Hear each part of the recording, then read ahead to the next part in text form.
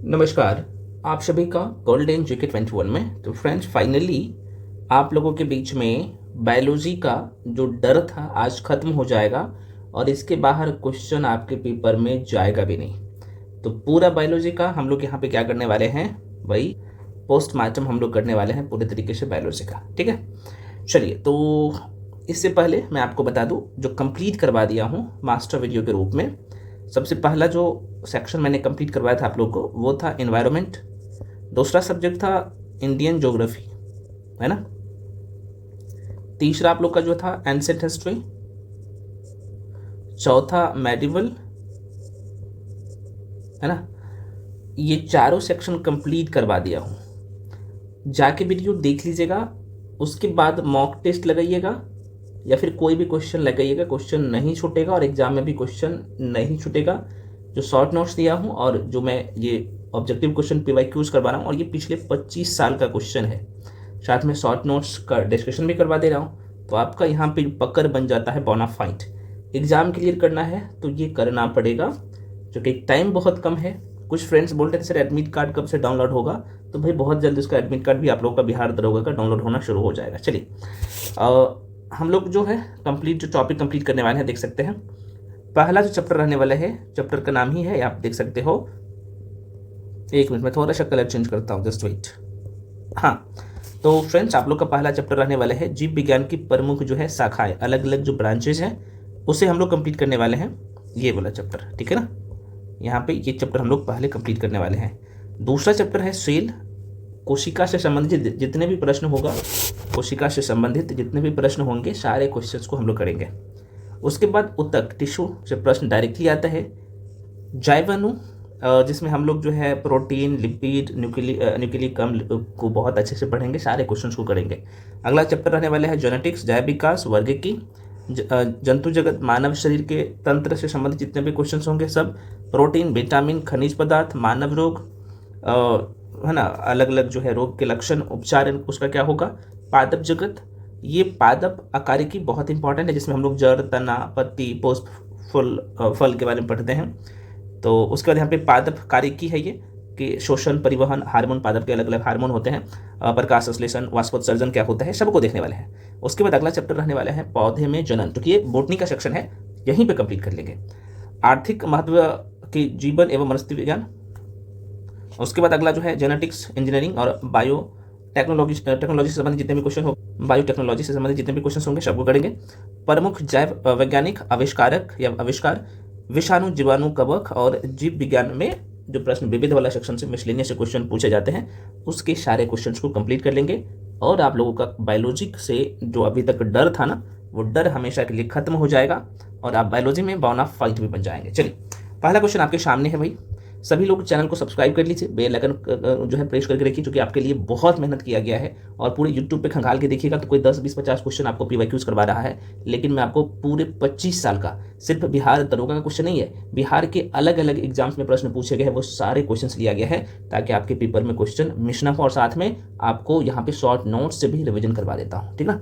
चलिए, तो फ्रेंड्स, हम आपके लिए इतना मेहनत कर रहे हैं, तो आपका दायित्व बनता है कि आप वीडियो को लाइक कर दीजिए, चैनल को सब्सक्राइब कर लीजिए, और ये सब कुछ आपको फ्री में मिल रहा है। पहला क्वेश्चन है शब्द सेरिकल्चर संबंधित है, तो आप सबको पता है भाई रेशम से, रेशम उद्योग से संबंधित है ना। किसका अध्ययन किया जाता है सेरिकल्चर में, तो आप सबको पता है रेशम। कच्चा रेशम बनाने के लिए रेशम के कीटों का पालन सेरिकल्चर कहलाता है। अब यहाँ पे कुछ चीजें और पूछ लेता है, जैसे आपसे पूछता है विटिकल्चर किससे संबंधित है, यहाँ पे लिख देता हूँ 4-5 जहाँ से क्वेश्चन आना ही है। तो फ्रेंड्स, अगर आपसे पूछा जाए, मैं थोड़ा सा इसे और पतला कर लेता हूँ ना। आपसे पूछा जाए, पहला एक पूछता है बहुत, विटिकल्चर है ना, विटी कल्चर किससे संबंधित है, तो ये अंगूर उत्पादन से संबंधित है, ये ध्यान रखिएगा। एक मिनट इधर कर लेता हूँ। दूसरा पूछता है भाई आप बता दो पीसी कल्चर किससे संबंधित है ना, तो यहाँ पे लिख देता हूँ पीसी, सब में कल्चर लगा हुआ है ना। ये किससे संबंधित है, तो इसमें मछली पालन से संबंधित है, तो ध्यान रखिएगा मछली पालन से। तीसरा पूछता है बहुत कि भाई बता दो एपी कल्चर, है ना। हालांकि ये सब ट्रिक से मैं आपको सब कुछ रटवा दी हूँ, मैं दिखा देता हूँ ना। आपसे पूछा जाए भाई एपी कल्चर, एपीकल्चर किससे संबंधित है, तो आप सीधे तौर पे कहेंगे ये मधुमक्खी पालन से, मधुमक्खी पालन से, है ना। किसे, मधुमक्खी पालन से। चौथा अगर पूछ लेता है यहाँ पे वर्मी कल्चर, बहुत पूछता है वर्मी कल्चर, है ना, वर्मी कल्चर भाई किससे संबंधित है? तो केंचुआ का नाम आपने जरूर सुना होगा, जो किसान का परम मित्र कहा जाता है, ये केंचुआ उत्पादन से या पालन से। एक और पूछता है हॉर्टिकल्चर, सब में कल्चर लगा हुआ है ना। तो पांचवा फ्रेंड्स ध्यान रखिएगा, हॉर्टी कल्चर, है ना, ये किससे संबंधित है? तो ये बागवानी से। तो ये पांचों बहुत अच्छे से ध्यान रखना है, गलत मत करिएगा, 2-4 बार प्रैक्टिस कर लीजिएगा, आपके माइंड में ये सेट हो जाएगा परमानेंटली। चलिए बढ़ते हैं अगले क्वेश्चन। बाबू मैं थोड़ा सा आपको बता देता हूँ, जो लोग ऑलरेडी बैच में जुड़ के पढ़ रहे हो या फिर नहीं भी पढ़ रहे हो, तो आपके पास जो नोट्स होगा ना, तो आप लोग एक चैप्टर है, मैं थोड़ा सा बता देता हूँ। इस चैप्टर का नाम है जीवों का वर्गीकरण, दिनाम पद्धति। और इससे पहले यहाँ पे मैंने आपको सारी चीज़ें डिस्कस करवा दिया था, और यहाँ से आपको रिवीजन कर लेना है, ठीक है। मैं थोड़ा सा आपको बता देता हूँ, है ना। तो जैसे जीव विज्ञान के यहाँ पे देख सकते हो, जीव विज्ञान के प्रमुख जनक, यहाँ पे सारी चीज़ें मेंशन है, और इसी लाइन में सब कुछ छिपा हुआ है। इस चैप्टर से क्वेश्चन आता है तो इसी लाइन से आ जाता है। उसके बाद जीव विज्ञान की जो है प्रमुख शाखाएं हैं, जैसे apiculture, sericulture, pisciculture, silviculture, horticulture, floriculture. तो मधुमक्खी पालन से संबंधित है एपीकल्चर, सेरीकल्चर, रेशम कीट पालन से पिशीकल्चर, मत्स्य पालन से। देखो कल्चर वाला मैंने 6 ऑलरेडी पहले भी करवा दिया हूँ, आपके नोट्स में है ना। उसके बाद यहाँ पे आपको पता, जैसे सब में लॉजी लगा हुआ है, ये ट्रिक्स में रटवा दिया हूँ, जैसे माइकोलॉजी, फाइकोलॉजी, एंथ्रोलॉजी, पोमोलॉजी, ये ऑर्नियोथोलॉजी, इक्थियोलॉजी, एंटोमोलॉजी, ये सब। तो जैसे माइकोलॉजी में कवक का अध्ययन, तो ये सब आप क्या करिएगा, याद कर लीजिएगा बाबू, है ना। आप क्या करना है, आपको याद कर लेना है, ताकि, और ये बहुत ज़्यादा नहीं है, ऑलरेडी वीडियो एक ही क्लास में मैं सब कुछ कंप्लीट करवा दिया हूँ बायोलॉजी वाला में। और आप सबको पता है कि ये सब जो है जीवधारियों के कुछ जीवधारियों के वैज्ञानिक नाम, जैसे मनुष्य का, मेढक का, बिल्ली का, कुत्ता का, गाय का, है ना, मक्खी का, आम का, धान का, मटर का, ये बाड़ा ही है, यहीं से क्वेश्चन आता है, इसका बाड़ा आता ही नहीं, इसे रट लीजिएगा, ठीक है। उसके बाद अगला चैप्टर आप लोग का जो करवाया था मानव शरीर के तंत्र, वो बाद में है। तो पहले इस पे आपको क्या करना है, पकड़ बना लेना है। PYQ का मतलब ही होता है कि आप जैसे यहाँ पे क्वेश्चन करते हो तो आपके दिमाग में चलना चाहिए, अच्छा वहां से हम सारे क्वेश्चन को एक बार रिवीजन कर लेंगे। कोई बात नहीं, मैं आपको करवा दे रहा हूँ, तो घबराने की जरूरत नहीं है, 1 to 1 हम लोग सारे क्वेश्चन को भी कर रहे हैं। और देखो ये क्वेश्चन ऑलरेडी दरोगा के एग्जाम में 2022 में पूछ लिया गया है, ठीक है ना। चलिए अगला क्वेश्चन है आपके सामने, क्वेश्चन है लो आगे ना, फाइकोलॉजी, मैंने बोला ना कि लॉजी वाला में देखो, लॉजी में किसका अध्ययन होता है, फाइकोलॉजी में। तो आप कहेंगे सर अभी तो आपने बता दिए फाइकोलॉजी, यहाँ पे मैंने बताया था ना, देखो यहाँ से शुरू हो जाता है माइकोलॉजी, एक बार मैं पुनः रिपीट करवा दे रहा हूँ, ठीक है। यहाँ पे देख लो, जैसे माइकोलॉजी में कवक का अध्ययन होता है ना, फाइकोलॉजी में शैवालों का अध्ययन किया जाता है। उसके बाद यहाँ पे एंथोमोलॉजी में पुष्पों का अध्ययन किया जाता है, पोमोलॉजी में फलों का अध्ययन किया जाता है, ऑर्निथोलॉजी में पक्षियों का अध्ययन किया जाता है, एंथोलॉजी में किसका अध्ययन किया जाता है बाबू, मछलियों का अध्ययन किया जाता है, एंटोमोलॉजी में किसका, कीटों का अध्ययन किया जाता है, डेंटोलॉजी में किसका, तो वृक्ष एवं झाड़ियों का अध्ययन किया जाता है। ऑफियोलॉजी में देखो, ऑफियो मतलब कि फू वाला साउंड आ रहा है ना, मतलब सांपों का अध्ययन हो रहा है ना। और सेरोलॉजी में छिपकलियों का अध्ययन किया जाता है। ये तो है, देखो ना 7 से लेकर 16 तक, मतलब 9 है, और यहीं से क्वेश्चन बन जाता है। कल्चर वाला में 6 याद कर लो, इसके बाहर क्वेश्चन जाता ही नहीं है, तो आप तो करोगे नहीं। आप देखो अभी तो मैं दिखा रहा हूँ ना, विद प्रूफ के साथ क्वेश्चन आया है, आगे भी आता है यहीं से। तो फाइकोलॉजी में किसका अध्ययन होगा, आप कहेंगे सर शैवाल का अध्ययन होगा। दोबारा सुनिए, फाइकोलॉजी में शैवाल का अध्ययन होता है, माइकोलॉजी में कवक का अध्ययन होता है, बैक्टीरियोलॉजी में पूछता है तो जीवाणु का अध्ययन किया जाता है, मार्कोलॉजी में पादप आकारिकी का अध्ययन किया जाता है। तो बस ऐसे ध्यान रखो ना, क्योंकि आप यहाँ पे पढ़ रहे हो गोल्डन जी के 21 से, और ये भी प्रश्न 2012 के दरोगा में पूछ लिया गया, अभी आपने जो किए हैं। चलो अगला क्वेश्चन है भाई ये, अब लो भाई पूछ दिया कि पैलियोंटोलॉजी में किसका अध्ययन करता है, तो जीवाश्मों का अध्ययन करता है, और ये भी 2011 के एग्जाम में, दरोगा के 12 के एग्जाम में पूछ लिया गया है ना। आगे बढ़ जाते हैं, अगला क्वेश्चन है स्वर्णिम क्रांति किससे संबंधित है। लो आ गया क्वेश्चन। अब हरित क्रांति, श्वेत क्रांति, नीली क्रांति, स्वर्णिम क्रांति, तो मधुमक्खी पालन से। अब थोड़ा सा मैं यहाँ पे लिख के भी इसे याद करवा देता हूँ, आगे लोग ऑलरेडी नोट्स में है, जो लोग पेड बैच में हो तो आपके पास ये नोट्स दिख जाएगा, ऑलरेडी है, ठीक है ना। कोई बात नहीं हो तो यहाँ पे भी मैं आपको याद करवा देता हूँ, आपको घबराने की जरूरत नहीं है, क्योंकि हम आपके लिए हमेशा कंधे में कंधे मिला के सारी चीज़ें कर रहे हैं, तो भाई आपको सब कुछ यहीं पे करवा दूंगा, है ना। तो फ्रेंड्स यहाँ पे पहला ध्यान रख लीजिएगा कि हरित क्रांति किससे है भाई, तो आप कहिएगा सर ये खाद्य उत्पादन से है, तो यहाँ पे लिख देता हूँ, ये रट लीजिएगा, हरित क्रांति, है ना, हरित क्रांति। तो आप कहिएगा ये खाद्य उत्पाद से है ना, खाद्य उत्पाद से। दूसरा ये ध्यान रख लीजिएगा, नीचे कर देता हूँ, ठीक ना। दूसरा आपको ध्यान रखना श्वेत क्रांति, है ना। श्वेत क्रांति किससे संबंधित है, तो नाम से पता चल रहा होगा, दुग्ध उत्पादन से है ये। तीसरा पूछ लेता है कि भाई नीली क्रांति बता दो, है ना, नीली क्रांति, है ना। तो नीली क्रांति किससे संबंधित है, तो मत्स्य, है ना, मत्स्य उत्पादन से, तो मत्स्य लिख दीजिएगा, मत्स्य पालन से। चौथा पूछ लेता है स्वर्णिम क्रांति, स्वर्णिम क्रांति, तो ये कृषि उद्यान से, है ना, या उद्यान कृषि बोल सकते हो। तो यहाँ पे लिख देता हूँ स्वर्णिम क्रांति। स्वर्णिम क्रांति किससे है, तो ये उद्यान कृषि से है। बहुत कार्य से सब कुछ हम लोग पढ़ चुके हैं, आपसे क्या होगा, आप कहिएगा भाई आंसर तो आपने बता दिया, B is the right answer. ठीक है फ्रेंड्स, ये भी 2018 के दरोगा के एग्जाम में प्रश्न पूछ लिया गया है। तो सारे एक दूसरे से देखिए, बहुत सारे फ्रेंड्स का ये है कि सर समय कम है, लगभग अभी भी लगभग 40 दिन है, 35 से 40 दिन आपके पास है। तो बहुत सारे फ्रेंड्स का रहा है कि सर मेरा रिवीजन नहीं हो पा रहा है और कहाँ से करें ताकि मेरा प्री क्लियर हो जाए। देखो भाई, हम इस कड़ी में आपके लिए वही चीज़ दे रहा हूँ जो आपके एग्जाम के लिए रिलेवेंट है, उसके बाहर क्वेश्चन नहीं जाएगा। सबसे बड़ी बात है, ये जो सीरीज मैं आप लोगों के बीच में लेके आया हूँ, आप कहीं भी पढ़े हो, ठीक है। तो मान लो कि आप बायोलॉजी पढ़ोगे तो ये 10 से 12 पेज में मैं पूरा करवा देता हूँ, ये 10 से 12 पेज में या 15 पेज में शॉर्ट नोट्स देता हूँ, ठीक है ना यहाँ पे। उसके बाद आपको 25 साल का टॉपिक वाइज सारे सब्जेक्ट का पीवाइज मिलता है, पीवाईक्यूज मिलता है, सारे सब्जेक्ट का जो है आपको शॉर्ट नोट्स मिलता है, 10 पेज 12 पेज 15 पेज का, सारे सब्जेक्ट रहता है अलग अलग, जो कि आप एक दिन में चाहो तो 4 से 5 या 6 सब्जेक्ट का भी रिवीजन कर सकते हो एक जगह, एक प्लेटफॉर्म पे, समझ रहे हो। तो और सबका मास्टर वीडियो भी मैं देता हूँ, आप सबको पता ही होना चाहिए। तो जो लोग ज्वाइन करना चाहते हैं उस बैच को, और इसमें current affairs Bihar special include है, तो जो लोग ज्वाइन करना चाहते हैं तो आप इसे ज्वाइन कर सकते हैं। इसके लिए बहुत नॉमिनल फी, इसका फी आप सबको पता है कि 1099 था, जिसे कम करके अभी आप लोगों के लिए सिर्फ 499 कर दिया गया है। तो जो लोग ज्वाइन करना चाहते हो फ्रेंड्स, कुछ नहीं करना है आपको, इस नंबर पे, यहाँ पे नंबर लिख देता हूँ, नंबर ये है 7319924130, इस पे पेमेंट करके भेजना होता है। पेमेंट आप गूगल पे, फोन पे, पेटीएम किसी माध्यम से पेमेंट कर सकते हैं। उसका स्क्रीनशॉट करके इसी नंबर पे भेज दीजिएगा, उसके बाद हम आपको बैच में जोड़ देंगे। या फिर कोई भी डाउट रह जाता है कोर्स के रिगार्डिंग, है ना, ये जो आपके बीच में क्विक रिवीजन सीरीज मत बोलिए, सिलेक्शन सीरीज बोलिए, है ना, तो ये आपके लिए कह सकते हो कि ये माइलस्टोन की तरह कार्य करेगा, जो कि ये सर्वोत्तम है, इतना समझिए। ठीक है, मैं पूरा करा, जो लोग ज्वाइन करना चाहते हो 7319924130 पे कॉल करके इन्फॉर्मेशन ले सकते हैं। ठीक है फ्रेंड्स, देखो बेफालतू का फोन मत करना, नहीं लेना है तो कोई बात नहीं, यूट्यूब पे भी मैं करवा रहा हूँ, आप आराम से करिए, कोई दिक्कत नहीं है, हम आपके लिए इतना मेहनत कर रहे हैं, है ना। क्योंकि बहुत सारे फ्रेंड्स कहते हैं कि सर मेरे पास रिवीजन के लिए नोट्स नहीं है ना, ताकि मल्टीपल टाइम हम लोग कर सके, एक जगह सारे कंटेंट मिल जाए, एक मेंटर मिल जाए। तो वो धैर्य बात है, बहुत नॉमिनल फी रखा गया आप लोगों के लिए। तो जो लोग ज्वाइन करना चाहते हो कर सकते हो, टू दी पॉइंट वही चीजें पढ़ाया जा रहा है जो एग्जाम में डिट्टो आपको देखने को मिलेगा। ठीक है फ्रेंड्स, हाँ, एक जो है कहीं भी पढ़े हो, मैं बार बार कह रहा हूँ, अभी जाके देख लीजिएगा, मैं मॉक टेस्ट करवाया हूँ आप लोगों के लिए, और ये 50 मॉक टेस्ट का सेट है, और मैक्सिमम क्वेश्चन आपके पेपर में यहीं से दिख जाएगा, है ना। तो आपके लिए मात्र 399 में 50 टेस्ट लेके आया हूँ, तो डेली इस टेस्ट को दे दीजिए। करंट अफेयर्स हो, चाहे साइंस हो या history, polity, geography, Bihar special का क्वेश्चन मैक्सिमम आपको इसी टेस्ट से आपके पेपर में दिख जाएगा।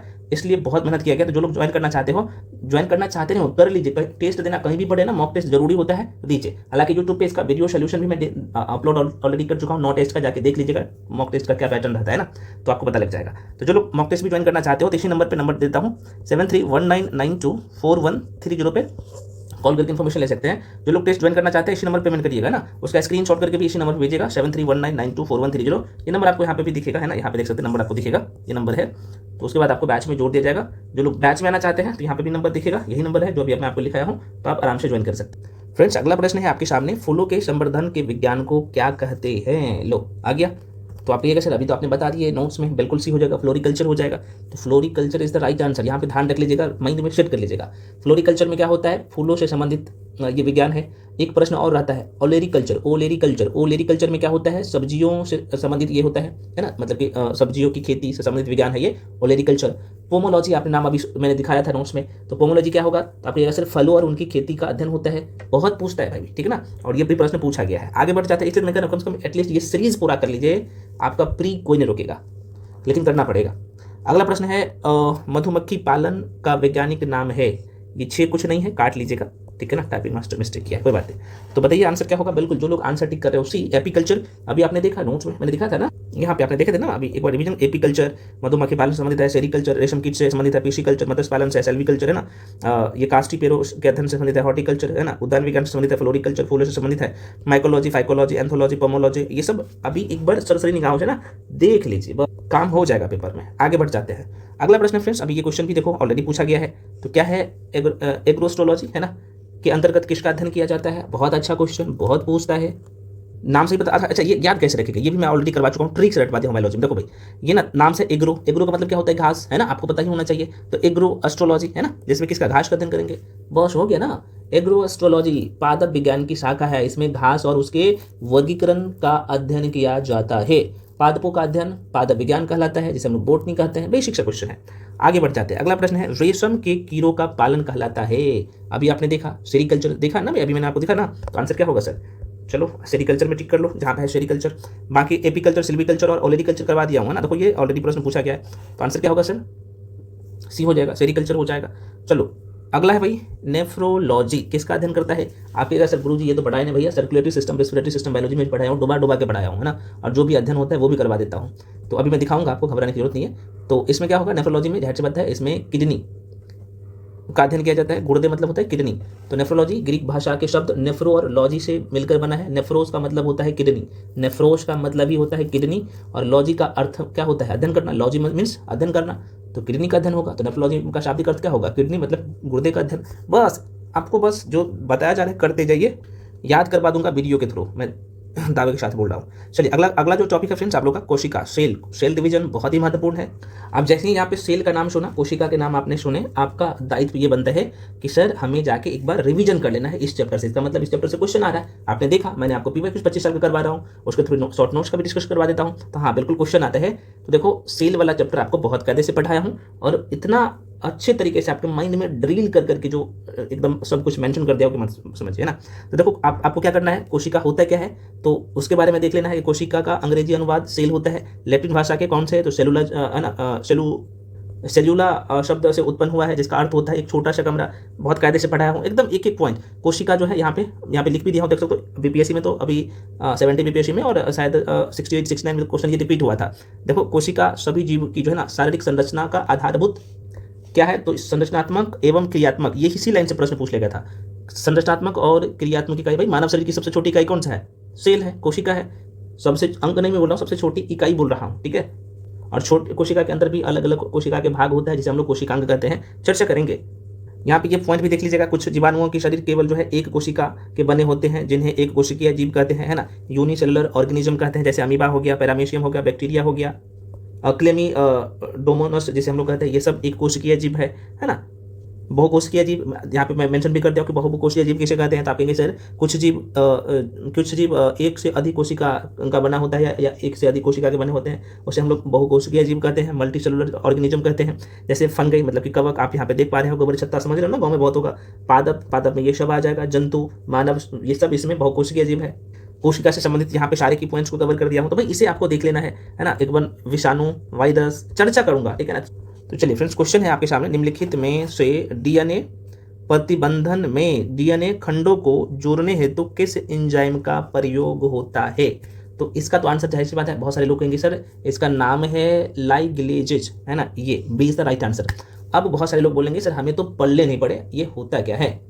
लाइगेजेज होता क्या है, मैं थोड़ा सा समझा देता हूँ। देखो भाई ये लाइगेज होता है ना, लाइगेज, ये हालांकि 2 बार दे दिया गया, कोई बात नहीं, यहाँ पे मैं लिख देता हूँ, कई बार ना यहाँ पे एग्जामिनर लाइगेज लिख के देता है, ठीक है ना।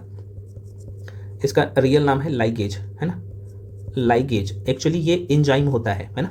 तो दोबारा सुनिए, डीएनए प्रतिबंध में डीएनए खंडों को जोड़ने के लिए लाइगेज नामक एंजाइम का उपयोग किया जाता है। और यह जो एंजाइम होता है, लाइगेज एंजाइम जो होता है क्या करता है, तो फास्फोडाइस्टर नामक जो है बंध का निर्माण करता है, और उसे उत्प्रेरित करके डीएनए के छोटे छोटे टुकड़ों को आपस में क्या करता है, इकट्ठा कर देता है। छोटे छोटे टुकड़ों को ये बंध बना देता है, जोड़ देता है, जिससे एक संपूर्ण डीएनए अणु का निर्माण होता है। समझ में आया? कोई बात नहीं, मैं आपको आगे समझा दूंगा, नोट्स में ही मैं मेंशन कर दिया हूं। और ये बिहार दरोगा के मेंस में 2024 में प्रश्न पूछ लिया गया है। तो देखो ये आपको सिर्फ एनसीईआरटी में ही मिलेगा, 9th क्लास के एनसीईआरटी जाके देखिएगा। अगला प्रश्न है, रुधिर वाहिका जो एक, है ना, एक बार रिपीट कर दे रहा हूँ, रुधिर वाहिका जो कि एक बार पुनः रिपीट करता हूँ फ्रेंड्स, रुधिर वाहिका जो कि एकल इंडोथेलियल अस्तर से निर्मित होता है, वह है कौन सा है बाबू? और ये भी देखो 2023 के 2023 के दरोगा में प्रश्न पूछा गया है ऑलरेडी। यहाँ पे आप देख सकते हो, यहाँ पे कोई इधर उधर की बात नहीं है। बिल्कुल जो लोग सी टिक कर रहे हैं, कैपिलरी होता है, बिल्कुल राइट आंसर हो जाएगा, कैपिलरी, है ना, कोशिका नहीं है, ये केशिकाएं हैं। अब ये कैपिलरी क्या होता है, पहले मैं आपको ये बता देता हूँ कि ये जो आपने शब्द देखा, ये इंडोथेलियल अस्तर क्या होता है। तो देखो आपने सेल पढ़ा होगा, कोशिका का जो है ना, मान लो कि ये यहाँ पे मैं दिखाता हूँ, ये छोटे छोटे कोशिका से मिलकर बना है, और इसी को क्या करता है, एंडोथेलियल लेयर भी यहाँ पे आपको मैं थोड़ा सा बताता हूँ। ये शरीर की रक्त वाहिका है ना, छोटे छोटे नस होता है ना, जिससे रक्त प्रवाहित होता है, एकदम पतला पतला। दोबारा सुनिए, एंडोथेलियल लेयर जो होता है ना, ये शरीर की रक्त वाहिकाओं और लसिका वाहिकाओं को, है ना, जो छोटे छोटे नस होता है, ऐसे बोल सकते हो, उसके अंदर के परत होता है ये। दोबारा सुनिए, छोटे छोटे नस होता है ना, रक्त वाहिका जहाँ से रक्त गुजरता है, और लसिका वाहिका बोल सकते हो, उसके अंदर की परत होता है क्या, तो ये जिसका नाम है एंडोथेलियल, एंडोथेलियल अस्तर हम लोग जिसे बोलते हैं, ठीक है ना। ये केशिका परत से निर्मित होता है ना, किससे, तो कैपिलरी से, कैपिलरी से एकदम एकदम छोटे छोटे सुई जैसे एकदम पतला रहता है, कैपिलरी से निर्मित होता है, जो रक्त और ऊतक, रक्त ब्लड और टिश्यू होता है ना, उसके मध्य संपर्क बनाता है। आशा करते हैं आपको ये समझ में आया होगा। बढ़ जाते हैं अगले क्वेश्चन पे। नेक्स्ट क्वेश्चन है भाई, द्वार कोशिका, ये अब ये कोशिका, ये केशिका है, कैपिलरी है, कैपिलरी है, और ये कोशिका है, सेल है, ठीक है ना। तो द्वार कोशिकाओं में जब जल अंदर जाता है तो वह फूल जाती है और रंध्र छिद्र, यहाँ पर डाइस होगा, रंध्र का छिद्र डाइस जाता है। तो भाई रंध्र क्या होता है, खुल जाता है। हम लोग पढ़े हैं 9th क्लास के एनसीईआरटी में, और ये 68 बीपीएससी के प्रश्न में पूछा गया था, आपने देखा होगा तो जाके देख लीजिएगा पेपर, एनसीईआरटी का 9th क्लास के एनसीईआरटी में आपको दिख जाएगा। देखो ये दरोगा के एसआई में पूछा था 2023 में, है ना। रंध्र क्या होता है सर, देखो रंध्र ये है, देखो मान लो कि पत्ती है, पत्ती में जैसे इंग्लिश में स्टोमेटा नहीं हम लोग कहते हैं रंध्र को, रंध्र को इंग्लिश में स्टोमेटा कहते हैं, रंध्र को इंग्लिश में स्टोमेटा कहते हैं। तो मान लो ये पत्ती है, ये माइक्रोस्कोप से आपको दिखेगा एकदम छोटा छोटा इस तरीके से पत्ती में आप देखेंगे माइक्रोस्कोप पे, हालांकि इसका आकार इस तरीके से होता है रंध्र का, है ना। तो यहाँ पे पत्ती में होता है ये, ठीक है ना, और यही जल को अंदर बाहर जाने का जो काम करवाता है ना, यही रंध्र करवाता है। तो यही तो प्रश्न पूछा था, द्वार कोशिका मतलब जिससे क्या आएगा इसमें, जल का जब अंदर जाएगा या बाहर जाएगा तो द्वार कोशिका खुल जाएगा। यही क्वेश्चन पूछा था कि यहाँ पे दो द्वार कोशिकाओं में जब जल अंदर जाता है तो वह जो है फूल जाती है, और रंध्र छिद्र यहाँ पे होना चाहिए, छिद्र डाइस हो जाता है, तो ये क्या हो जाता है, खुल जाता है। बहुत अच्छा क्वेश्चन है, बेसिक सा क्वेश्चन है, पकड़ रहेगा तभी ऐसे क्वेश्चन आप बना पाएंगे। कोई बात नहीं, अब यहाँ पे पकड़ आपका बन रहा है ना, मैं तो करवा दे रहा हूँ ना। अगला क्वेश्चन है, बहुत बोनाफाइड क्वेश्चन है, कह रहा है कि जल के अणुओं की अर्धपरागमय झिल्ली, बहुत अच्छा लाइन है, अर्धपरागमय झिल्ली द्वारा गति कहलाती है। तो बिल्कुल हम लोग पराशरण कहते हैं सर। पराशरण क्या होता है मैं आपको एक डायग्राम से समझा देता हूँ, आज के बाद गलती मत करिएगा। तो जब जल के अणुओं को अर्धपरागमय झिल्ली द्वारा गति होता है तो उसे हम लोग पराशरण कहते हैं, या फिर सीधे तौर पे बोल सकते हो जल के अणुओं की अर्धपरागमय झिल्ली द्वारा गति पराशरण कहलाता है। अब थोड़ा सा यहाँ पे ऑप्शन में भी आपको दिखेगा यहाँ पे पराशरण। अच्छा पराशरण होता क्या है, मैं थोड़ा सा आपको डायग्राम से समझा देता हूँ। पराशरण को आप ऐसे समझिए, मान लो कि ये छोटा सा किशमिश है, अंगूर को सुखा देते हो तो किशमिश बन जाता है ना।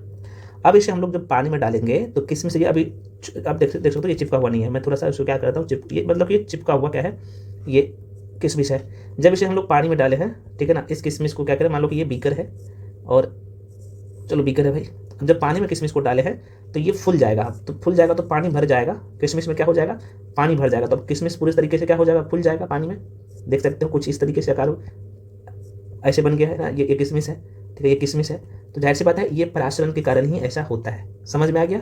तो यही प्रश्न पूछा था, बस इतना कंसेप्ट ध्यान रख लीजिए, एग्जाम में क्वेश्चन आएगा। और ये ऑलरेडी प्रश्न जो है पूछा गया था 2023 के एक्साइज इंस्पेक्टर का एग्जाम हुआ है उस समय, है ना। तो कंसेप्ट का कमाल है बाबू, है ना, कंसेप्ट क्लियर, रिजल्ट क्लियर।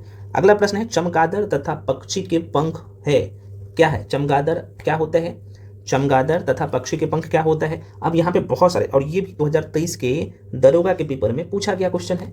आइए बिल्कुल, जो लोग समजात अंग टिक कर रहे हो, मुझे पता है कि बहुत सारे लोग अवशेषी टिक करेंगे, बिल्कुल गलत होगा, अवशेषी, समजात राइट आंसर होगा। अब आप कहिएगा सर समजात क्या होता है, एक बार बता न दीजिए। बिल्कुल मैं आपको बताने के लिए तो ही यहाँ पे आया हूँ ना। ये सीरीज का मतलब भी यही है कि भाई आप आगे से गलती मत करना, क्वेश्चन यहाँ से आएगा। देखो भाई पहले मैं आपको समझा देता हूँ, उसके बाद डायग्राम से भी समझा दूंगा। तो चमगादड़ और पक्षी के पंख समजात अंग के उदाहरण है। आप कहिएगा सर ये तो बुक में भी दिख जाएगा, फिर बुक में और आप में क्या अंतर है, अभी बताऊंगा ना, ध्यान रख लीजिए। उनकी विकासवादी उत्पत्ति अलग अलग है लेकिन उनके कार्यों में समानता है। आप कहिएगा सर हमें ये भी समझ में नहीं आया, तो ठीक है बाबू, अभी मैं अब अपने शब्दों में समझा देता हूँ, क्योंकि ये चीज़ आपको बुक में भी और कहीं भी देखने को मिल जाएगा। अब यहाँ पे मैं थोड़ा सा लिख के समझा देता हूँ, तो कि अब तो एक डायग्राम बना देता हूँ। देखो मान लो कि ये एक पक्षी है, मान लो कि ये चमगादड़ है। देखो भाई मेरा ड्राइंग इतना अच्छा नहीं है, बस बना दे रहा हूँ, ठीक है। तो चमगादड़ का ये पंख है बाबू, ठीक है, चमगादड़ का पंख है, सपोज दैट ये चमगादड़ है। और मान लो कि ये मनुष्य है, मनुष्य के ये दो हाथ है, और एक तस्वीर बनाता हूँ, मान लो कि मछली है, ब्लू व्हेल मछली है, ठीक है ना। तो इनके जो फ्लीपर होता है ना, ये तैरता है इसी से, ये मछली है। तो समजात का मतलब ही होता है कि देखो अलग अलग जीवों में बनावट तो सेम रहता है। जैसे देखो ये चमगादड़, सॉरी ये जो ब्लू व्हेल्स होता है ना, मछली व्हेल का ये फ्लीपर्स होता है, मानव का अब हाथ देखोगे तो देखो कहीं ना कहीं ये एक दूसरे से मिल रहा है, लेकिन इसका काम अलग अलग होता है। ये चमगादड़ क्या कर रहा है भाई, इस अपने पंख से उड़ता है, मछली क्या करता है, तैरता है, और मनुष्य क्या करता है, अपने हाथों से तो भाई कोई भी सामान को पकड़ने में काम आता है। तो यहाँ पे सीधे तौर पे बोल सकते हो कि समझाता का मतलब कि भाई जीवों में तो अलग अलग पाए जाते हैं, लेकिन इसके जो अंदरूनी भाग है ना, इनकी बनावट एक जैसी होती है, लेकिन इसका काम अपने हिसाब से वो यूज में लेते हैं, तो काम अलग अलग तरीके से करते हैं, तो इसे हम लोग समझात अंक कहते हैं। तो चमगादड़ और पक्षी के पंख क्या है। चलिए, नहीं समझ में आता है इसके बाद भी तो भाई आप लोग कमेंट सेक्शन में कमेंट करिएगा, तो अगले वीडियो में भी हम लोग डिस्कस कर लेंगे, जो कि हम आपके साथ है और हमेशा रहेंगे भी, है ना। चलो अगला क्वेश्चन है फ्रेंड्स, जो कि क्वेश्चन भी बहुत सारे करने हैं तो और डिटेल में मैं नहीं जा सकता। क्वेश्चन है कि डाइस है, ये डाइस में SER विष तथा दबावों को निरावेशीकरण करने में महत्वपूर्ण भूमिका निभाते हैं। कौन निभाता है। जो लोग यहाँ पे टिक कर रहे हो, लीवर सेल बिल्कुल सही है, यकृत कोशिकाएं, है ना। तो लीवर सेल राइट आंसर हो जाएगा फ्रेंड्स, क्योंकि यकृत कोशिका में स्मूथ इंडोप्लाज्मिक रेटिकुलम का नाम आपने जरूर सुना होगा। SER का मतलब क्या हुआ, बहुत सारे लोगों के मन में कंफ्यूजन होगा, सर ये SER क्या होता है। इसे हम लोग कहते हैं स्मूथ, एस से स्मूथ होता है, इसे इंडोप्लाज्मिक रेटिकुलम होता है, जिसे शॉर्ट फॉर्म में हम लोग SER कहते हैं। तो मतलब कि स्मूथ इंडोप्लाज्मिक रेटिकुलम विष तथा दबावों को निरावेशीकरण या जल में घुलनशील बनाने में मदद करता है। ऐसे बोल सकते हो ना, ऐसे बोल सकते हैं आप कि SER का काम होता है कि जल में घुलनशील दबावों को, ऐसे बोल सकते हैं कि दबावों को, SER का काम होता है कि दबावों को जल में घुलनशील बनाने में क्या करता है, मदद करता है, ताकि वे शरीर में मूत्र या पीत के माध्यम से बाहर निकाले जा सके। समझ में आ गया। तो SER इसका नाम ही है स्मूथ इंडोप्लाज्मिक रेटिकुलम, और इसका काम ही है कि स्मूथ बना दो, बाहर निकाल दो यूरिन के माध्यम से। समझ में आ गया। आज के बाद गलत नहीं करिएगा ये। और अगर आप मैप में देखेगा ना, सॉरी कोशिका वाला जो सेल में पढ़ाया हूँ, तो देखो यही है, ये जो आप देख रहे हो इसका जो आकार ये छोटे छोटे आकार का है, यही है SER, स्मूथ इंडोप्लाज्मिक रेटिकुलम। ठीक है, बहुत इंपॉर्टेंट होता है इसका काम। तो सीधे तौर पे अगर मैं इसके बारे में कहूँ तो भाई कोई भी जहरीला पदार्थ हमारे शरीर में चला जाता है ना, दोबारा सुनिए, कोई भी जहरीला पदार्थ हमारे शरीर में चला जाता है तो उसे खत्म करने का काम SER के द्वारा ही किया जाता है। स्मूथ इंडोप्लाज्मिक रेटिकुलम जो है ना, यहाँ पे आप तस्वीर में देख पा रहे हो, इनके द्वारा ही किया जाता है। देखो ये बायोलॉजी में मैं आपको जो कोशिका के प्रमुख जो भाग है ना, कोशिकांग जिसे कहते हो, बहुत कायदे से पढ़ाया हूँ, आप देख सकते हो सबके बारे में 1 to 1, और डायग्राम से, ऐसा नहीं कि भाई कुछ भी पढ़ा दिया और निकाल दिया, नहीं, यही तो है आपके लिए सर्वोत्तम, यही है। तो आप क्या करिएगा भैया, इसे रिविजन कर लीजिएगा, है ना, मैं तो बोल ही सकता हूँ। तो दोबारा सुन लीजिए, क्वेश्चन में क्या था, डाइस में SER विष तथा दबावों के, अब देखो सब थोड़ा सा दे दिया है कि भाई निरावेशीकरण करने में महत्वपूर्ण भूमिका निभाता है, तो यकृत कोशिकाओं, है ना, जिसे शॉर्ट फॉर्म में हम लोग कहते हैं, इंग्लिश में कहते हैं सेल, लीवर सेल, है ना। तो माइंड में थोड़ा सा रखिएगा, आज के बाद आप गलत नहीं करेंगे, मैं यहाँ पे उम्मीद करता हूँ। अगला प्रश्न है आपके सामने, चलो अगला प्रश्न है फ्रेंड्स, लगभग सभी पादपों कोशिकाओं में कौन सा अनुपस्थित होता है, सॉरी दोबारा सुनिए, लगभग सभी पादप कोशिकाओं में कौन सा अनुपस्थित होता है, तो तारकाय, सेंट्रोस। तो फ्रेंड्स इस क्वेश्चन को मैं एक बार और रिपीट कर दे रहा हूँ, बहुत अच्छा क्वेश्चन है, क्योंकि सेंट्रोसोम का ना कोशिका विभाजन में, सेल डिवीजन अगर आप पढ़ा होगा, आपने पढ़े होंगे तो भी आपको पता होगा, सेल डिवीजन में उसका बहुत काम होता है। देखो भाई क्वेश्चन पूछा था कि लगभग सभी पादप कोशिकाओं में कौन सा, पादप में बोल रहा हूँ, पादप है ना, कौन सा अनुपस्थित होता है, तो तारकाय, जिसे हम लोग कहते हैं इंग्लिश में सेंट्रोसोम, तारकाय, सेंट्रोसोम, तारकाय, सेंट्रोसोम।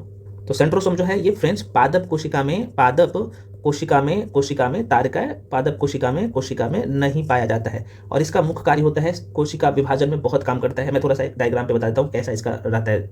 यहाँ पे देखो बायोलॉजी वाले सेक्शन में हम लोग जाते हैं, ये जो सेलुलर चैप्टर है, और यहाँ पे सेंट्रोसोम आपको दिखेगा ना, यहाँ पे देख सकते हो, ये है सेंट्रोसोम, है ना, ये वाला हिस्सा। और देखो ये सेल डिवीजन में इसका बहुत ही महत्वपूर्ण भूमिका होता है, कोशिका विभाजन में, सेल डिवीजन में।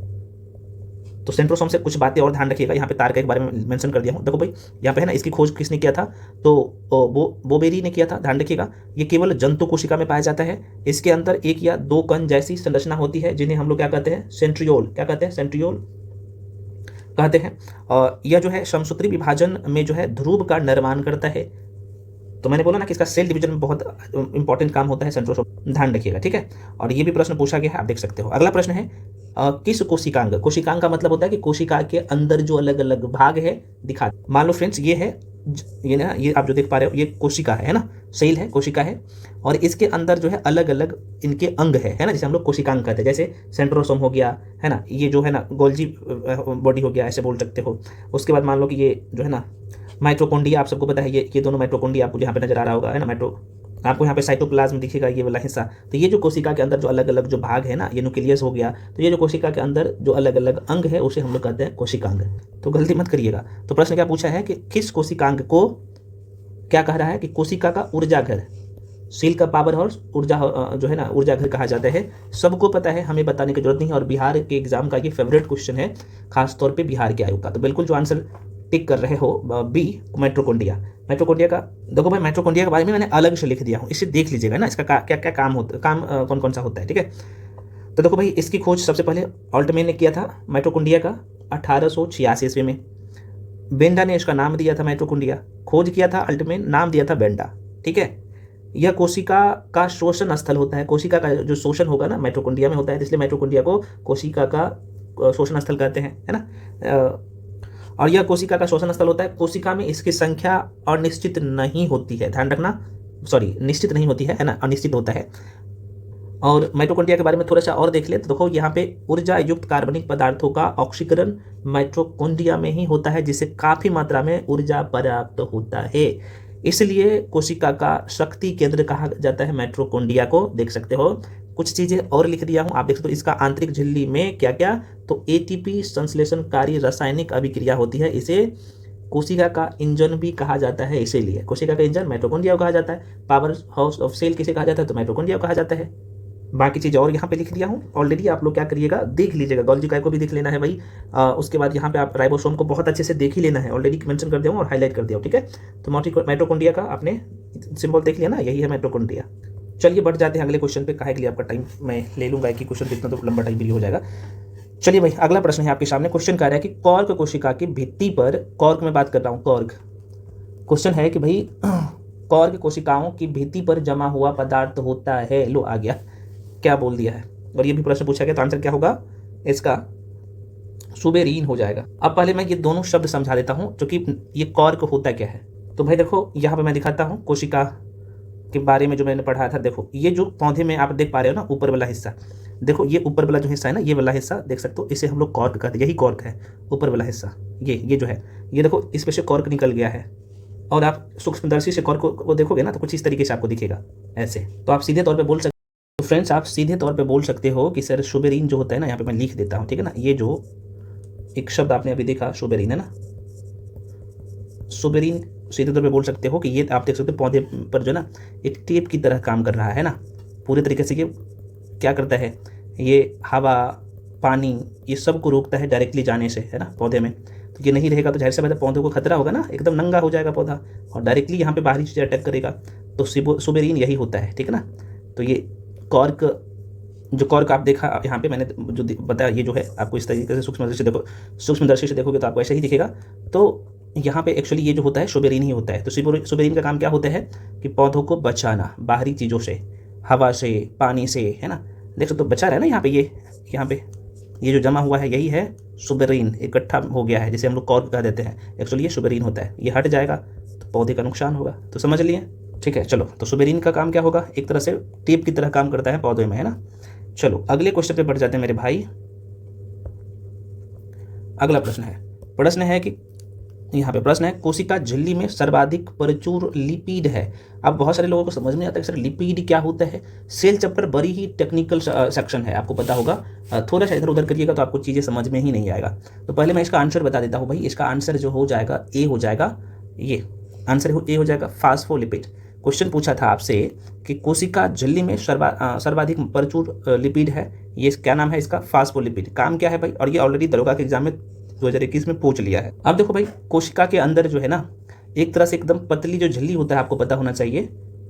तो ये जो कोशिका के ये जो भाग बना होता है ना, ये एक्चुअली बना हुआ होता है लिपिड से।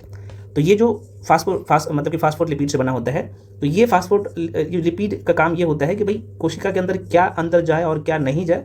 एक तरह से ये गुब्बारा का काम करता है ना। यहाँ पे आप देखो, गुब्बारा नहीं मतलब कि ये सुरक्षा प्रहरी का काम करता है एक तरह से, भाई किसको अंदर जाने देना है किसको नहीं। और ये बना किससे होता है, लिपिड। तो आपको ध्यान रखना है ये फास्फोलिपिड से बना होता है। बस इतना ध्यान रखना, काम हो जाएगा। तो सीधे तौर पे बोल सकते हो कि भाई जो लिपिड होता है कोशिका के अंदर, जो अलग अलग कोशिकांग है, उसके सभी कोशिकांग को कह सकते हो कि ये बाहरी चीज़ों से बचाता है ना। तो ऐसे ध्यान रखना। और ये किससे बना होता है, फास्फोलिपिड से बना होता है। बस काम हो गया। अगला प्रश्न है भाई आप लोगों के सामने, कह रहा है कि कोशिका में राइबोसोम का क्या कार्य है? अब ऐसे क्वेश्चन आप गलत कर दीजिएगा तब तो गलत हो जाएगा आप लोगों के साथ। बिल्कुल आप कहेंगे सर प्रोटीन संश्लेषण में सहायता करता है, ठीक है, तो आंसर क्या होगा?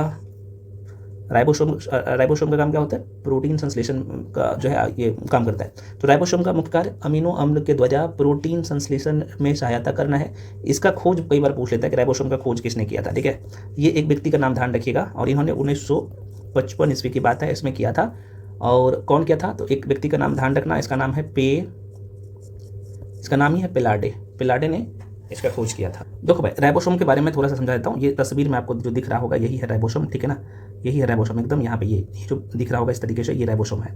एक्चुअली अगर कोशिका में प्रोटीन की जरूरत पड़ेगा ना तो सभी लोग खोजेगा कि इसको राइबोसोम के भाई उसको बुलाओ। तो आप सीधे तौर पर कह सकते हो, तो सीधे तौर पर आप बोल सकते हो कि राइबोसोम जो होता है कोशिका में प्रोटीन बनाने वाले फैक्ट्री है। तो जाहिर सी बात है जब प्रोटीन यही बनाता है तो प्रोटीन बनेगा तो शरीर का विकास होगा, इसके अंदर कोई भी टूट फूट होगा तो मरम्मत किया जाएगा। तो राइबोसोम का काम भी आपने देख लिया और राइबोसोम कौन सा है आपने देख लिया, ये जो यहाँ पे छोटे छोटे है बिंदी ये राइबोसोम होता है, ठीक है।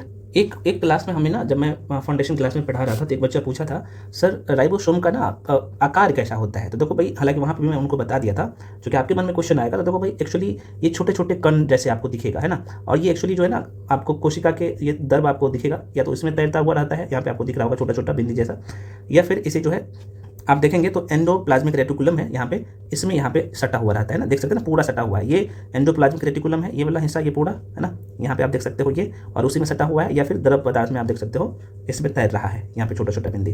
तो राइबोसोम का काम ध्यान रखिएगा और मैं उम्मीद करता हूँ आज के बाद जिंदगी भर तक कभी नहीं भूलोगे कि राइबोसोम क्या होता है और इसका काम क्या होता है।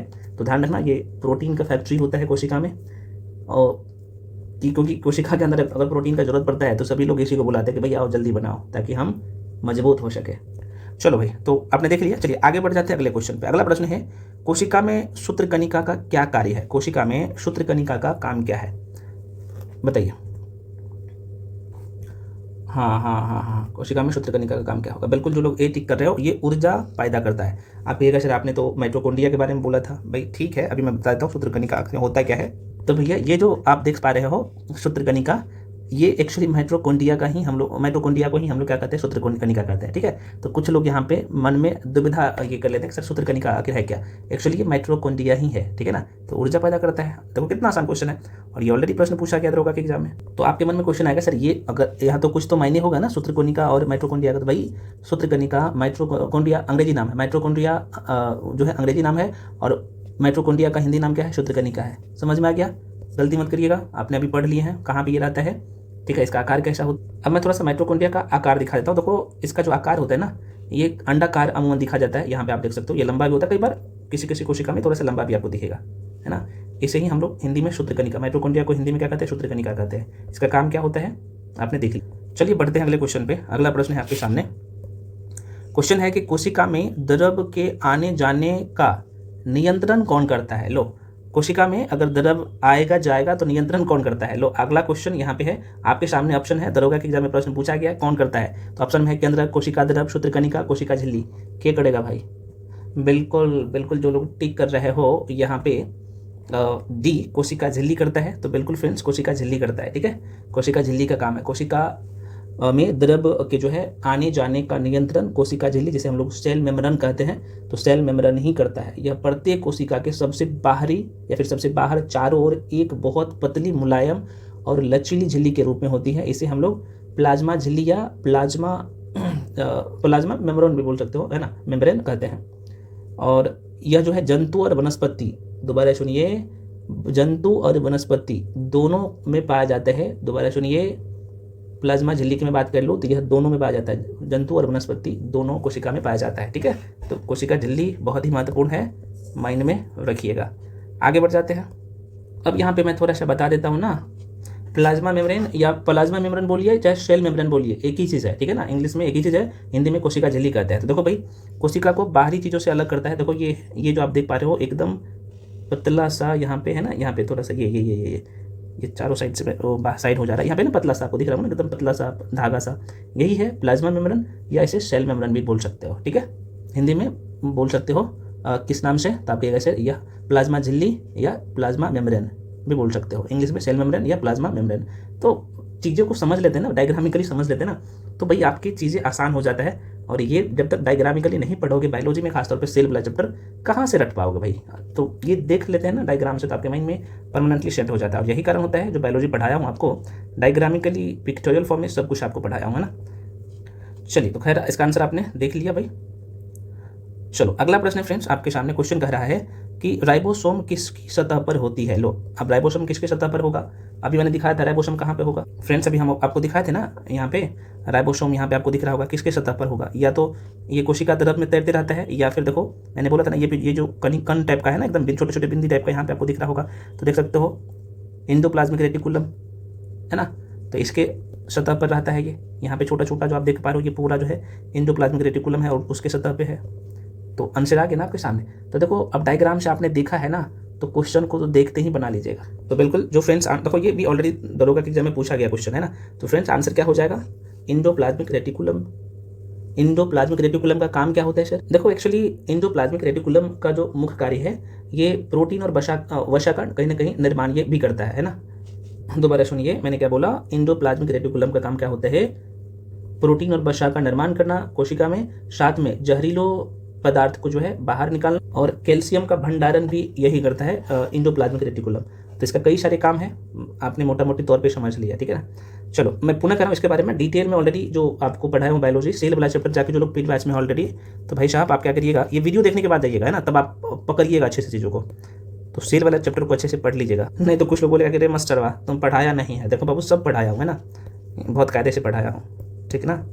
तो चूंकि पहले देखोगे नहीं, देखो सब कुछ यहाँ पे इंडोप्लाज्मिक रेटिकुलम के बारे में एक लाइन नहीं लिखा हूँ, उतना लिखा हूँ, परीक्षा में इसके बाहर कहाँ से पूछेगा क्वेश्चन, यहीं से आता है क्वेश्चन, ठीक है ना। राइबोसोम के बारे में देखो कितने अच्छे से करवा दिया हूँ। सबसे बड़ी बात है कि डायग्रामिकली पिक्टोरियल फॉर्म में आपको सब कुछ समझाया हुआ है, ऐसा नहीं कि भाई कुछ भी कर दिया हूँ। सेल डिवीजन यहाँ पे पढ़ा दिया हूँ, कोशिका विभाजन, असूत्री विभाजन क्या होता है, समसूत्री विभाजन क्या होता है, अर्धसूत्री विभाजन क्या होता है, एक जगह कर दिया हूँ।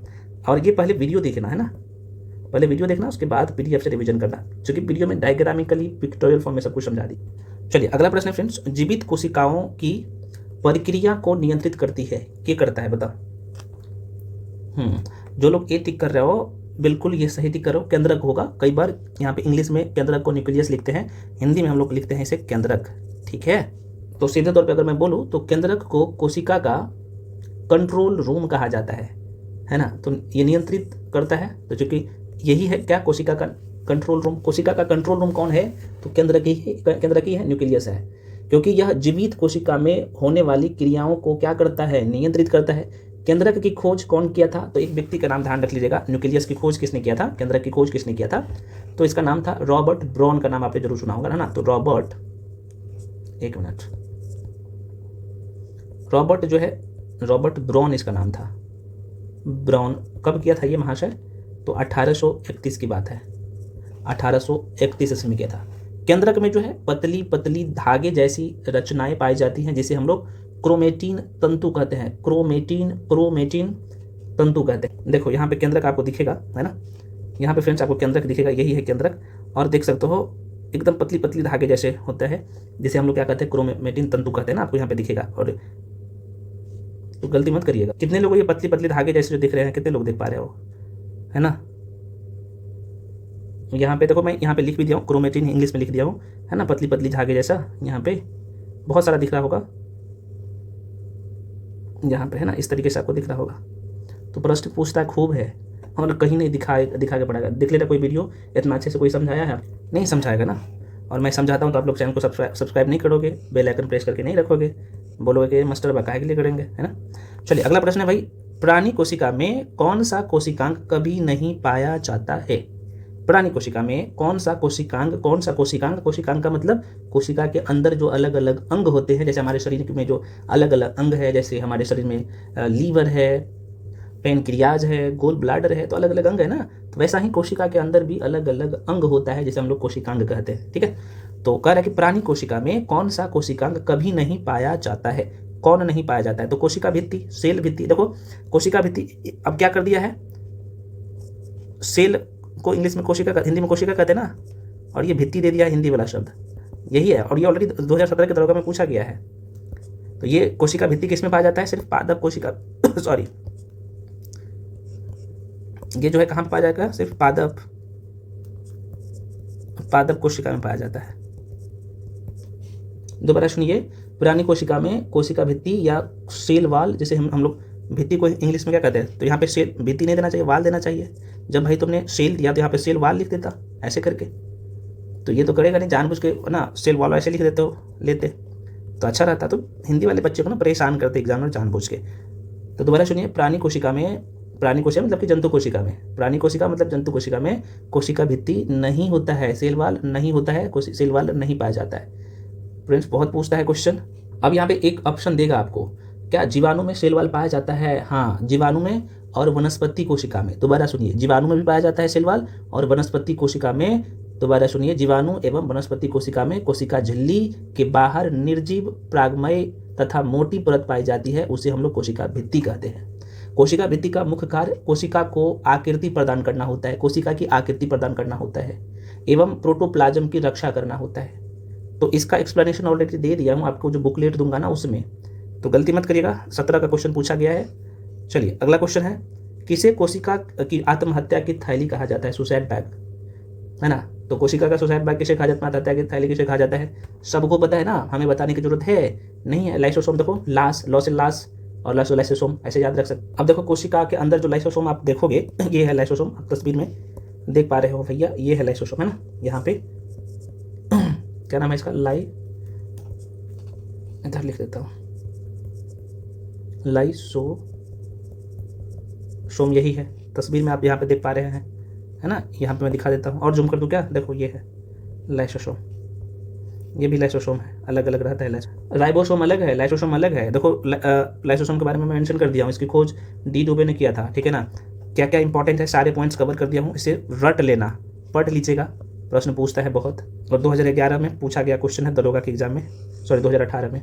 अगला प्रश्न है, कवक की कोशिका भित्ति का मुख्य अवयव है। मैंने क्या बोला? कवक की कोशिका भित्ति का मुख्य अवयव है, कवक का। कितने लोग बता सकते हैं? बिल्कुल बिल्कुल बिल्कुल, जो लोग आंसर भैया ये टिक कर रहे हो, काइटिन, है ना, काइटिन का बना होता है। कवक की कोशिका भित्ति का मुख्य अवयव काइटिन होता है, काइटिन का बना होता है। कवक यूकेरियोटिक जीव है ना, यूकेरियोटिक जीव है जो कि एक से अधिक कोशिका से मिलकर बना है, जिसमें संवहनी ऊतक तथा हरित लवक नहीं पाया जाता है। कवक में संवहनी ऊतक और लवक नहीं पाया जाता है। यह जो है इस संघ में देखा जाए तो जैसे ईस्ट हो गया कवक, एक और मोल्डस बहुत नाम आता है, ये सूक्ष्म जीव इसमें शामिल होता है। कवक एक कोशिकीय और बहुकोशिकीय दोनों प्रकार के होते हैं। प्रश्न पूछता है, कवक जो होता है एक कोशिकीय और बहुकोशिकीय दोनों प्रकार के होते हैं। एक कोशिकीय शरीर वाले जो कवक होता है, या फिर ऐसे बोल सकते हो कि एक कोशिकीय कवक का संपूर्ण शरीर जड़, तना, पत्ती में विभाजित न होकर आप देखेंगे तो एक थाइलस का रूप में विकसित होता है, एक जगह इकट्ठा होकर, ना, बुला टाइप का। और उसके विपरीत जो बहुकोशिकीय कवक होता है तो ये छत्ता बनाता है, शरीर को विकसित करता है, आपको पता होना चाहिए। कवक के अध्ययन को हम लोग माइकोलॉजी कहते हैं। तो गलती मत करिएगा, 2020 के दरोगा के एग्जाम में प्रश्न पूछा गया है। अगला क्वेश्चन फ्रेंड्स, न्यूक्लियस के बाहर डीएनए मिलता है। बिल्कुल आंसर क्या है? माइटोकॉन्ड्रिया में, राइट आंसर। और माइटोकॉन्ड्रिया के बाद आपने समझ लिया। कोशिका द्रव, क्लोरोप्लास्ट, माइटोकॉन्ड्रिया, राइबोसोम क्रमशः। बहुत पूछता है ऐसे प्रश्न, ठीक है ना। अच्छा, इस क्वेश्चन को एक बार समझा दूं क्या? देखो भाई, माइटोकॉन्ड्रिया को ऊर्जा उत्पन्न करने के कारण ऊर्जा कोशिका का मतलब ऊर्जा गृह कहा जाता है। इसमें न्यूक्लियस के बाहर डीएनए मिलता है, ठीक है ना। माइटोकॉन्ड्रिया अधिकांश यूकैरियोटिक जीव में पाए जाने वाले एक डबल मेम्ब्रेन ब्रॉन मतलब कह सकते हो कि ऑर्गेनल है। ये साइटोप्लाज्म के अंदर पाया जाता है और अनिवार्य रूप से कोशिका के पाचन तंत्र के रूप में भी कार्य करता है। इतना ध्यान रखना, हो जाएगा काम। अब क्या पूछा था भाई? देखो 3 चीज नहीं है, देखो करे कोशिका द्रव, क्लोरोप्लास्ट एवं माइटोकॉन्ड्रिया के राइबोसोम क्रमशः है। कितने लोग बताइएगा। बिल्कुल यहाँ पे आंसर हो जाएगा 80S, 70S, 70S। और ये दरोगा के एग्जाम में पूछा गया है 2021 में। देखो भाई, राइबोसोम आरएनए और प्रोटीन से बनी दानेदार संरचनाएं हैं। साइटोप्लाज्मिक राइबोसोम 80S, 80S होते हैं। अभी 80S क्या होता है मैं थोड़ा सा समझा देता हूँ। जबकि क्लोरोप्लास्ट के राइबोसोम में देखा जाए, क्लोरोप्लास्ट के राइबोसोम 70S का होता है और माइटोकॉन्ड्रिया के राइबोसोम 70S का होता है। दोबारा सुन लीजिए, नहीं आपको कोई बताएगा। साइटोप्लाज्मिक राइबोसोम जो होता है ये उसमें 80S होता है, ठीक है। उसके बाद अगर आपसे पूछ ले कि क्लोरोप्लास्ट के राइबोसोम जो होता है वो 70S का होता है, क्लोरोप्लास्ट के राइबोसोम 70S का होता है। माइटोकॉन्ड्रिया के राइबोसोम ये भी 70S का होता है। और जो कोशिका द्रव होता है जिसे हम लोग साइटोप्लाज्मिक बोल सकते हो, साइटोप्लाज्मिक राइबोसोम जो होता है ये इसमें 80S होता है। देखो भाई ये जो S मतलब देख रहे हो, इससे हम लोग श्वेत वर्ग कहते हैं ना, तो 80 श्वेत वर्ग हो गया, 70 श्वेत वर्ग हो गया, और फिर से 70 श्वेत वर्ग हो गया। तो ये S ये बताता है, सीधे तौर पे समझ लो कि भाई राइबोसोम कितना बड़ा है, समझ रहे हो ना। तो इसके आकार को कहीं ना कहीं दर्शाता है, इसे हम लोग सेडिमेंटेशन भी बोलते हैं, हालांकि सीधे तौर पे श्वेत वर्ग भी हम लोग कहते हैं, ठीक है। तो अब आज के बाद ये माइंड में ये भाई कभी भ्रम मत पालना कि एस का मतलब क्या होता है ना। एक्चुअली श्वेत वर्ग होता है, इससे ये पता चलता है कि राइबोसोम का आकार है ना क्या है, ऐसे बोल सकते हैं। क्योंकि ये जो श्वेत वर्ग है, जो एस है, ये कण के आकार और घनत्व को बताता है, तो सीधे तौर पे बोल सकते हो आप, ठीक है। चलो आज के बाद मुझे पता है कि आपने अभी तक नहीं समझा होगा, कि कितने लोग पहले से जानते थे, कमेंट सेक्शन में कमेंट कर दीजिएगा। अगला प्रश्न है भाई, मिलान करना है। ये तो बहुत कायदे से हम लोग पढ़ चुके हैं, आप लोग पढ़ चुके। तो माइटोकॉन्ड्रिया में दोहरी झिल्ली होता है, आपको पता है ना, तो देख लो माइटोकॉन्ड्रिया में दोहरी झिल्ली होगा भाई। उसके बाद अगर मैं बात कर लो राइबोसोम में, तो झिल्ली विहीन होता है, उसमें झिल्ली होता ही नहीं है, तो झिल्ली विहीन होगा। लाइसोसोम में एक झिल्ली होता है, तो टिक कर लो जो आंसर आ रहा है। तो आप कहिएगा सर इसमें बी हमें दिख रहा है, बी को टिक कर लीजिएगा। यहाँ पे गलती किया बच्चा, यहाँ पे ए, बी और सी, क्योंकि एक लाइन में इसको लगाना चाहिए था, कोई बात नहीं लगाया है, ठीक है। ये दरोगा के जो है 2021 में पेपर हुआ था, उसमें पूछ लिया गया था। अब देखो अगला प्रश्न है, कोशिका भित्ति। कोशिका में देखो, कोशिका भित्ति ये डाइस है, दोबारा सुनिए, कोशिका भित्ति कोशिका में अनुपस्थित होता है, मतलब कोशिका भित्ति डाइस कोशिका में अब्सेंट होता है, अनुपस्थित होता है। भाई जाहिर सी बात है, बेसिक सा क्वेश्चन है, तो कोशिका भित्ति जंतु कोशिका में नहीं होगा, पादप कोशिका में होता है ना, अभी हम आपको दिखाए थे ना। तो कोशिका भित्ति किसमें नहीं होता, जंतु कोशिका में नहीं होता, पादप सिर्फ पादप कोशिका में होता है। और मैंने एक बात बताया था अभी, जितने भी क्वेश्चन करवा रहा हूँ ये सर्वोत्तम है, इतना समझ लीजिए आप लोग, है ना फ्रेंड्स। चलिए, तो कोशिका भित्ति आपने देख लिया ना, आगे बढ़ जाते हैं अगले क्वेश्चन पे। नेक्स्ट क्वेश्चन आपके सामने ये रहा। क्वेश्चन है भाई, कोशिकीय पूर्ण सप्तता की अवधारणा प्रस्तुत करने वाले वैज्ञानिक थे। लो भाई, हेबरलैंड का नाम आपने जरूर सुना होगा, आंसर हो जाएगा हेबरलैंड, बस इतना ध्यान रख लीजिएगा। अब आपके मन में क्वेश्चन आएगा, सर ये शब्द हमें नहीं समझ में आया कि पूर्ण सशक्ता क्या होता है। देखो नाम से ही पता चल रहा है सशक्ता, तो भाई ये कोशिका में या उतक में वो क्षमता को दर्शाता है कि अपने जैसे कोशिका या उतक बना सके। तो ये अवधारणा किसने दिया था, यही तो पूछा था। तो हेबरलैंड ने बोला कि कोई भी कोशिका हो या उतक हो, अपने जैसे समान कोशिका या उतक बनाने की क्षमता रखता है, और ये अवधारणा किसने दिया था, तो हेबरलैंड ने दिया था। तो पूर्ण सशक्ता शब्द सुन के विचलित नहीं होना है, ठीक है। आगे बढ़ जाते हैं। देखो बायोलॉजी चाहे बाकी सेक्शन हो, खासतौर पे ये एनसीईआरटी का शब्द है, शब्द समझ लिए, पकड़ में आ गया, और क्वेश्चन आप आराम से बना लीजिएगा। कौन सा कोशिकांग पादप एवं जंतु कोशिका में विभेदन करता है। अब देखो एक शब्द विभेदन आ गया, तो अब बिगिनर होंगे, ये एनसीईआरटी के शब्द है और ये पूछा गया क्वेश्चन है, आप देख सकते हो। तो जो लोग आंसर सी टिकी हैं, कोशिका भित्ति बिल्कुल सही है। देखो क्वेश्चन पूछा था, कौन सा कोशिकांग पादप एवं जंतु कोशिका में विभेदन करता है ना। कौन सा कोशिकांग मतलब कोशिका का कौन सा अंग होगा जो जंतु और पादप कोशिका में विभेदन मतलब अंतर करता है। तो मैंने अभी आपको पढ़ाया ना कि भाई जंतु कोशिका में कोशिका भित्ति नहीं होता है, सेल वॉल नहीं होता है ना, कोशिका भित्ति नहीं होता है। लेकिन वहीं पे अगर पादप कोशिका में देखा जाए तो सेल वॉल या कोशिका भित्ति ही लिख देता हूं, कोशिका भित्ति पाया जाता है। यही तो विभेदन का काम किया। बस आगे बढ़ते हैं। देखो शब्दों को पकड़िए फ्रेंड्स, पीवाईक्यू इसीलिए करवा रहा हूं आप लोगों को। डाइस कोशिकांग में डीएनए होता है, तो डीएनए जो है ना किस में होगा, कोशिकांग बोला है, कोशिका नहीं, कोशिकांग। कोशिका के जो अंदर जो कोशिकांग होता है किसमें डीएनए होता है ये बोल रहा है, तो बिल्कुल केंद्रक में होता है डीएनए। देखो कोशिका में डीएनए न्यूक्लियक एसिड केंद्रक में, सॉरी माफी चाहता हूँ, कोशिका में डीएनए केंद्रक में मतलब कि न्यूक्लियक में पाया जाता है। इसके अतिरिक्त यह जो है सूत्रकणिका, जिसे हिंदी में हम लोग माइटोकॉन्ड्रिया कहते हैं, माइटोकॉन्ड्रिया में पाया जाता है ना। अच्छा डीएनए का फुल फॉर्म कई बार पूछ लेता है, तो डीऑक्सी राइबोज न्यूक्लियोक एसिड होता है, ये भी थोड़ा सा ध्यान रखिएगा। अब यहाँ पे मैं 3 नाम बता देता हूँ। एक तो जिसमें डीएनए पाया जाता है, पहला तो आप लोगों को पता होना चाहिए, जिसमें केंद्रक पाया जाता है। एक तो आप लोग का जो है केंद्रक हो गया, न्यूक्लियस हो गया, केंद्रक जिसमें डीएनए पाया जाता है। दूसरा होता है माइटोकॉन्ड्रिया, बहुत पूछता है, गलती मत करिएगा, जिसे सूत्रकणिका कहते हैं, तो माइटोकॉन्ड्रिया। और तीसरा जो है क्लोरोप्लास्ट।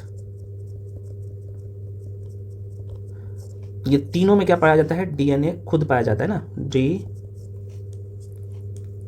डीएनए पाया जाता है तीनों में।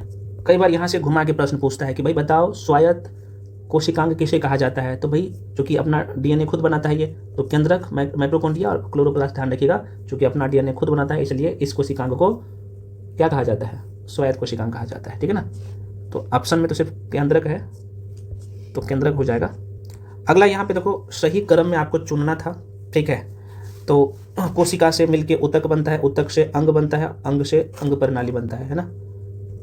तो यही तो आंसर हो जाएगा। हम लोग मतलब बोला था ना आपको भाई, छोटे छोटे कोशिका से मिलके, ये कोशिका है, बायोलॉजी का क्लास किया होगा तो पता होगा, छोटे छोटे कोशिका से मिलके ऊतक बनता है ना। मान लो ये ऊतक है, कई सारे कोशिका के मिलने से ऊतक बनता है।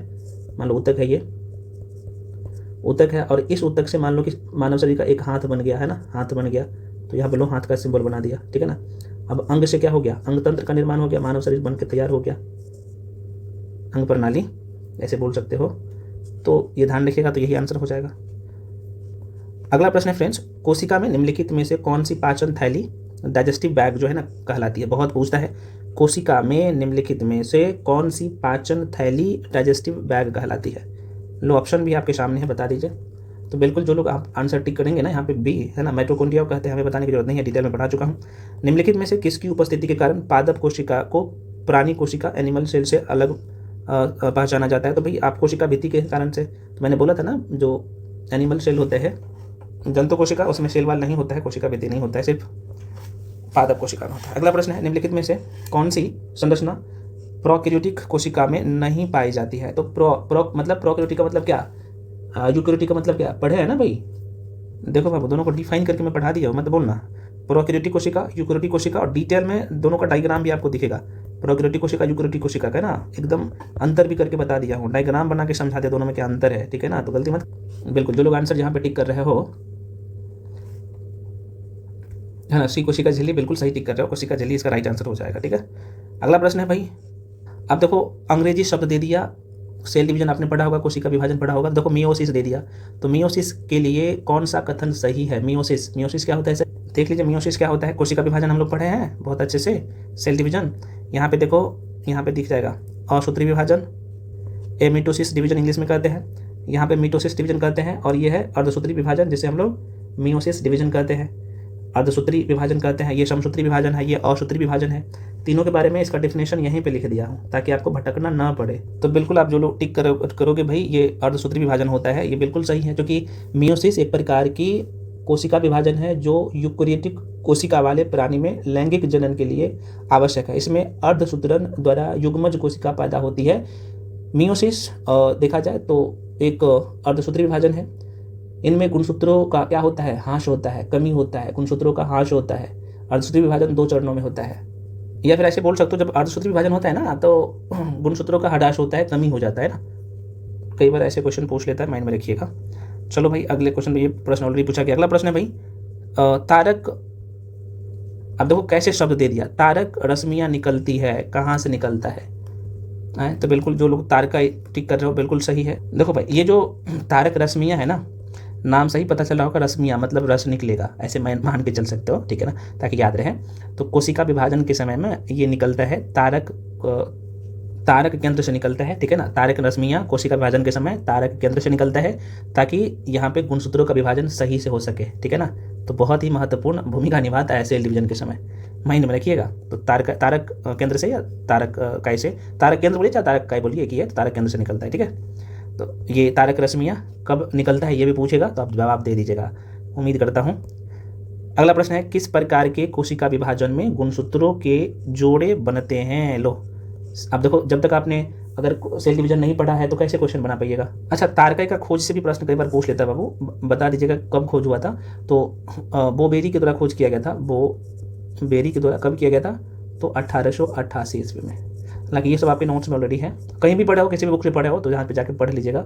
चलिए अगला क्वेश्चन है आपके सामने, किस प्रकार के कोशिका विभाजन में गुणसूत्र के जोड़े बनते हैं। ऑप्शन देखिएगा, लो ऑप्शन है, समसूत्री है, अर्धसूत्री है, असूत्री है, और उपयुक्त में से तीन प्रकार का कोशिका विभाजन होता है। देखो लेकिन नीट के लिए पढ़ते तो इसका फंडा अलग होता है, बस इतना अभी आपके लिए यही इंपॉर्टेंट है। बिल्कुल बी हो जाएगा अर्धसूत्री विभाजन में। हम लोग अभी कुछ देर पहले थे ना, ये कोशिका विभाजन 2 प्रकार के होते हैं मुख्य तौर पर। तो समसूत्री कोशिका और अर्धकोशिका विभाजन है ना। अर्धकोशिका विभाजन में गुणसूत्रों के जोड़े बनते हैं तथा जेनेटिक्स मतलब कि आनुवंशिक गुणों का आदान प्रदान होता है। तो आंसर क्या टिक करिएगा, बी टिक करिएगा, ठीक है ना, अर्धसूत्री मियोसिस। प्रोटीन संश्लेषण कहाँ पे होगा बताइएगा महाशय। अभी आपने देखा तो आप कहिएगा सर राइबोसोम में, अभी तो आपने बताया बिल्कुल राइबोसोम में प्रोटीन का संश्लेषण होता है। तो फ्रेंड्स मैं वीडियो को यहीं पे करूँगा पॉज और अगले वीडियो का इंतजार करिए, और इस पर लाइक अच्छा आया तब मैं अगला क्लास लेके आऊँगा, नहीं तो नहीं आऊँगा, हम पेड वाले बच्चों को पढ़ा के छोड़ देंगे, है ना। तो आप लोगों का काम है लाइक करिए ताकि बायोलॉजी का सारे क्वेश्चन बन जाए आपके दरोगा के एग्जाम में। दुनिया के किसी भी परीक्षा में बैठोगे ना, जिस तरीके से बता देता हूँ, बस कम से कम इसका अच्छे से कर लीजिएगा तो नहीं छूटेगा ना। तो फ्रेंड्स कोई बात नहीं, आप लाइक नहीं भी करिएगा तो ऊपर भी हम लेके आएंगे एक बड़े भाई के नाते। मेरा काम है कि भाई छोटे भाई गलती करता है तो कोई दिक्कत नहीं, आप गलती ये कर रहे हो, वीडियो को लाइक नहीं कर रहे हो, चैनल को सब्सक्राइब नहीं कर रहे हो, लेकिन बड़े भाई का काम है, आप नहीं भी करोगे तो हम आपके लिए तो काम करेंगे। हम अपने भाई को देखना चाहते हैं कि डबल स्टार कंधे पे हो, ठीक है। तो कोई बात नहीं, हम आपके लिए क्लास तो लेके आएंगे। फ्रेंड्स मिलते हैं अगले वीडियो में। डेली जो है वीडियो अपलोड होता है, और जैसे कंप्लीट होगा तो एक मास्टर वीडियो भी दे दूंगा, ठीक है। तो क्वेश्चन मैं डिटेल में इसलिए करवा देता हूँ क्योंकि बायोलॉजी में बहुत सारे फ्रेंड्स का पकड़ अच्छा नहीं रहता है, तो मैं इसलिए मैं थोड़ा सा स्लो से लेके चलूँगा। आप वीडियो को स्पीड करके देख सकते हैं, और उतना स्लो भी नहीं रहता है, बड़ी फास्ट में बोलता हूँ, बड़ी स्पीड में बोल देता हूँ, हाँ, लेकिन डिटेल में चीज़ों को समझाऊंगा ताकि आप अच्छे से चीज़ों को कर ले। तो मिलते हैं अगले वीडियो में। करंट अफेयर्स भी करवा रहा हूँ, बहुत सारे फ्रेंड्स का ये था कि सर SPD से करंट अफेयर्स करवा दीजिए, करवा तो रहा हूँ, आप लोग देख नहीं रहे हो। ऑलरेडी मैं मास्टर वीडियो का सीरीज लेके आया हूँ आप लोगों के लिए, टेस्ट करवा रहा हूँ दरोगा के लिए, तो आप लोग कर नहीं रहे हैं, करिएगा तब ना, करिए, अच्छा से एग्जाम में क्वेश्चन बनेगा। मिलते हैं फिर अगले वीडियो में, तब तक के लिए जय हिंद।